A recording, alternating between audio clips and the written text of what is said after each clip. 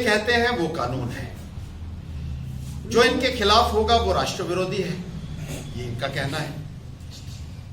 राष्ट्रवादिता का सर्टिफिकेट जो है वो भारतीय जनता पार्टी के पास है। जो इनके साथ नहीं चला है उसको कहा जाता है कि राष्ट्र विरोधी है, पाकिस्तानी है, गुपकारी है। और इसी किस्म के इल्जामात जो है ये इलेक्शन के दौरान जो है वो अपने विरोधियों के ऊपर लगाते रहे, और जो लोग वोट नहीं दे रहे थे उनको पाकिस्तानी खुलेआम ये लोग कहते रहे। इनके जो केंद्र के मंत्री थे, हैरानगी की बात यह है कि वो भी अपोजिशन पार्टीज को जो है वो पाकिस्तानी डब कर रहे थे, गुपकारी डब कर रहे थे, राष्ट्र विरोधी का जो है वो दे रहे थे।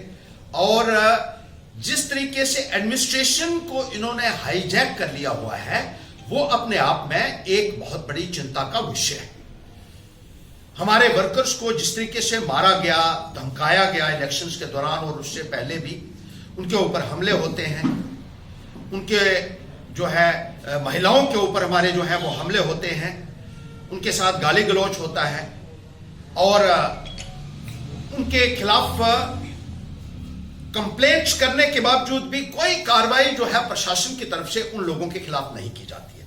इलेक्शन के दौरान हमारे ये पवन राशल जी हैं, इनकी छाती के ऊपर बंदूक रखी गई। वो जो बीजेपी का एक्स एमएलए है रामनगर का, उसके पीएसओ कोई 4-5 पीएसओ लेकर आया और उन्होंने बंदूकें निकाली, इनकी गाड़ी को रोका, बाहर निकाला और छाती पे बंदूक रखी और कहा तू ज्यादा पैंथर्स पार्टी का प्रचार करता है, तुझे हम छोड़ेंगे नहीं। रिपोर्ट लगाई गई थाने में, गवाहियां हुई उसके खिलाफ कि ऐसे ऐसे उसने बंदूक लाकर जो है इनको डराया, धमकाया, मारने की धमकी दी, लेकिन कोई कार्रवाई उस एमएलए के खिलाफ नहीं हुई क्योंकि वो बीजेपी का है। इसी तरीके से खून ब्लॉक में मिसेस मंजू सिंह जो है हमारी कैंडिडेट वहां की थी, वो उसी बीजेपी के एमएलए के गांव में उन्होंने एक अपनी रैली की और वहां से बहुत जबरदस्त जब रिस्पांस मिला तो एमएलए ने बौखलाहट में कुछ लोगों को शराब पिलाकर भेजा। उनमें से एक आदमी ऐसा था जिसने मैडम मंजू जी को गाड़ी से बाहर घसीटा और बदी बदी गालियां दी। जब उसको पकड़ा लोगों ने और पुलिस के हवाले किया, पुलिस ने उसका मेडिकल करवाया तो उस आदमी ने शराब पी हुई थी और वहां उसने ये माना भी कि मुझे उस बीजेपी के एक्स एमएलए ने मैडम मंजू सिंह के ऊपर हमला करने के लिए भेजा हुआ था, लेकिन कोई भी कार्रवाई जो है उस एमएलए के खिलाफ नहीं की गई।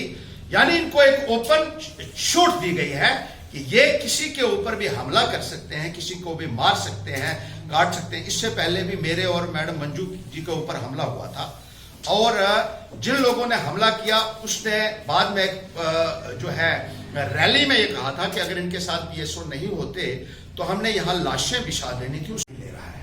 इससे पहले भी बीजेपी के एक नेता ने खुलेआम पब्लिक रैली में कहा था कि हर्षदेव को जिंदा नहीं छोड़ेंगे हम। उसकी भी वीडियो रिकॉर्डिंग है हमारे पास, लेकिन उसके खिलाफ भी कोई कार्रवाई नहीं हो रही। हमारा राइट टू लाइफ जो है, जो संविधान ने दिया है, विरोधी जो है बीजेपी के, उनका तो कॉन्स्टिट्यूशनल गारंटीज जो है इस हिंदुस्तान में हमें मिलती हैं, एक नागरिक को उससे भी महरूम कर दिया गया है। और लोगों की जान के साथ जो है जिस तरीके से जो एक खिलवाड़ करने की कोशिश की जा रही है बीजेपी द्वारा, उनके अधिकार छीन लिए गए हैं, उनको तो जीने का अधिकार से भी वंचित किया जा रहा है। क्या कोई संज्ञान लेगा, मैं ये पूछना चाहता हूं यहां की सरकार से। और क्या ये जमहूरियत है कि यहां आप कहेंगे कि बीजेपी को वोट नहीं देने वाला जो है वो राष्ट्र विरोधी बन जाता है, उसको मारा जाता है, उसको काटा जाता है, उसके ऊपर हमले होते हैं। बहुत लोगों के सिर फोड़ दिए गए, उनको टांके लगे खून ब्लॉक में, लेकिन पूरे उनके फोटोग्राफ सोशल मीडिया के ऊपर वायरल हुए, लेकिन किसी पुलिस वाले ने उसका संज्ञान तक नहीं लिया। भारतीय जनता पार्टी जिस तरीके से जोर जबरदस्ती से, गुंडागर्दी से और दहशतगर्दी से इस निजाम को चलाने की कोशिश कर रहा है, मैं ये पूछना चाहता हूं कि क्या कोई इसका संज्ञान लेगा, क्योंकि ये सरकार तो लेने वाली नहीं है।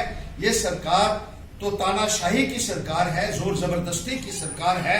इनका एकमात्र मकसद है कि विरोधियों को मसल दो, रौंद दो पैरों तले, उनको खत्म कर दो और जैसे भी होता है कि अपनी जो है वो पॉलिटिकल साख को बहाल करने के लिए ये किसी भी हद तक जा सकते हैं, और जो ये कर रहे हैं, मैं ये पूछना चाहता हूं कि क्या कोई इसका संज्ञान लेगा? क्या सुप्रीम कोर्ट इसका संज्ञान लेगा? क्या कोई कोर्ट इसका संज्ञान लेगा?